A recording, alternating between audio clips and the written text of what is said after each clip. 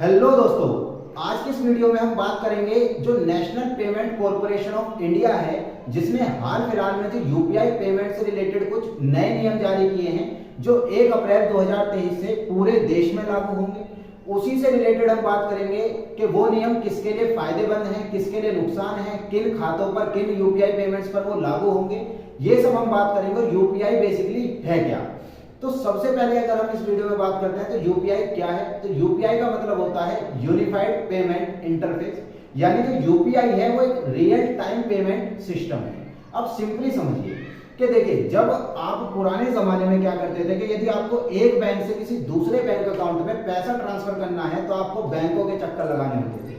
अब ऐसा नहीं है। अगर अब आपके पास एक एंड्रॉइड फोन है, आपके एंड्रॉइड फोन में एक यूपीआई ऐप है, चाहे वो फोन पे हो, चाहे वो गूगल पे हो, चाहे वो अमेजोन पे हो, चाहे वो भीम पे हो, कोई भी एक यूपीआई ऐप है और वो यूपीआई ऐप आपके बैंक अकाउंट से क्या है, लिंक है। तो आप सीधा क्या करते हैं, फोन के जरिए, एंड्रॉइड फोन के जरिए किसी एक घर बैठे किसी एक बैंक अकाउंट से किसी दूसरे बैंक अकाउंट में क्या कर देते हैं, पैसा ट्रांसफर कर देते हैं। तो यही है आपका यूनिफाइड पेमेंट इंटरफेस, जिसे हम डिजिटल पेमेंट भी कहते हैं, डिजिटल मोड ऑफ पेमेंट। अब यदि मैं बात करूं तो जो एनपीसीआई के द्वारा नए नियम जारी किए गए हैं जो 1 अप्रैल 2023 से लागू होंगे, तो एनपीसीआई ने सबसे पहले हम इसमें बात करते हैं कि ये जो नियम है ये मर्चेंट्स के लिए हैं, यानी कि जो मर्चेंट्स बेसिकली आप कहेंगे जो व्यावसायिक होते हैं, जो व्यवसाय करते हैं, ये उन पर लागू होंगे। जो आम ग्राहक हैं, जो रोजमर्रा की शॉपिंग करते हैं, उन पर ये नियम लागू नहीं होंगे।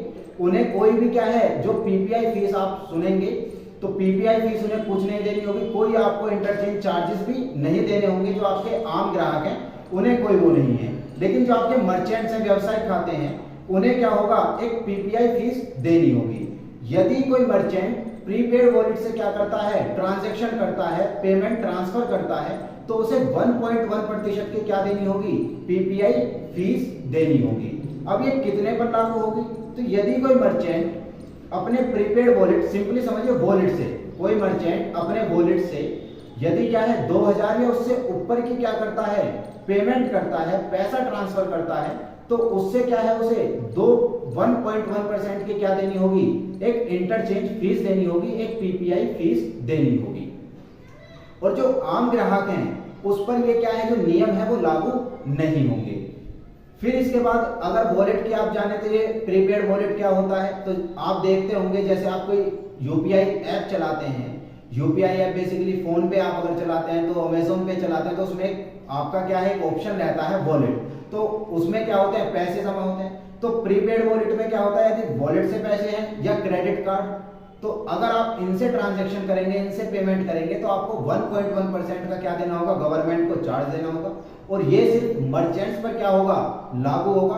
कोई जो आम आदमी है, जो रोजमर्रा की जो है शॉपिंग्स कर रहा है, मान लीजिए वेजिटेबल्स खरीद रहा है, बुक्स खरीद रहा है, कोई स्टूडेंट, कोई अपना फॉर्म भरवा रहा है साइबर कैफे पे जाकर, उस पर ये क्या है, जो नियम है ये लागू नहीं होंगे।